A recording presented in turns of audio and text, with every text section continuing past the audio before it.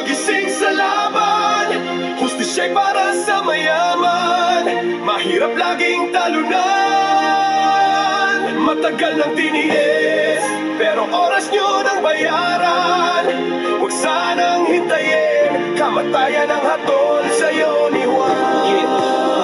Ito ang kwento ng bawat Pilipinong naiwan ng tinig ng mahihirap. Ang laban ni Juan habang sila'y nakaupo sa kanilang upuan. Mga tao'y nagdurusa at nakabaon sa utang. Tayo'y magsama-sama, tumayo at lumaban. Nilaban ng hustisya para sa kinabukasan. At ito ang inyong tandaan. At huwag niyong kalimutan, huwag niyong galitin si Juan. Sa kanto naglalako, piso-piso lang ang kita, habang ang mga buhaya milyon-milyon ang binulsa. Pag mahirap ang nagkasala, kulong agad sa selda. Wala na bang pag-asa? Nasaan ang hustisya? Mga bata walang gatas, tinitiis ulam na asin, pero ang mga anak nila sa ibang bansa nagsha-shopping. Bakit ganito ang mundo? Bakit laging dihado? Si Juan ang lumikha, pero si Juan din ang ginago. Bakit ba kasi hindi kayo makontento? Pagod ng ordinaryong tao ang puhunan ng yaman nyo. Bawat luha ng ina, bawat gutom na bata, katarungan ng sigaw, buksan ng pinto ng hustisya. Flood control sa sapa, inanod na ng baha. Kawawa ang mamamayan sa bulok ninyong sistema. Nalubog kayo sa buwis ng mamamayan, pero si Juan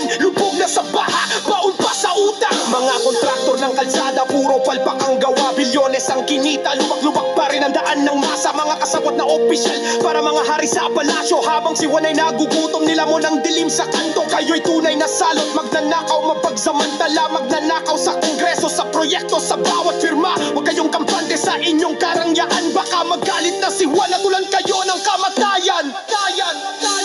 Huwag mong galitin si Juan, baka magising sa laban. Hustisya'y para sa mayaman, mahirap laging talunan.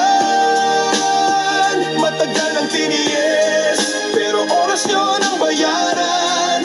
Huwag sanang hintayin, kamatayan ang hatol sa'yo ni Juan.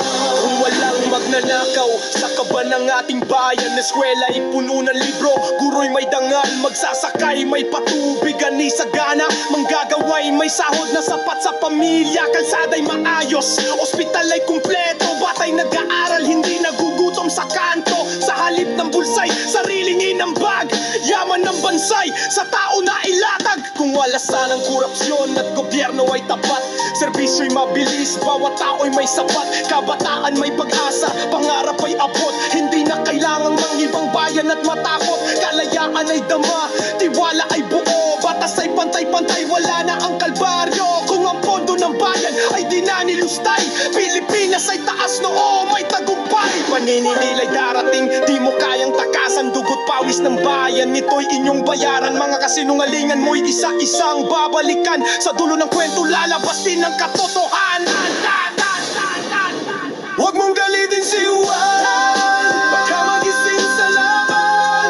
Hustisya'y para sa mayaman, ang mahirap laging talunan. Matagal ng tiniis, pero oras nyo nang bayaran. Huwag sanang hintayin, kamatayan ang hatol sa'yo ni Juan.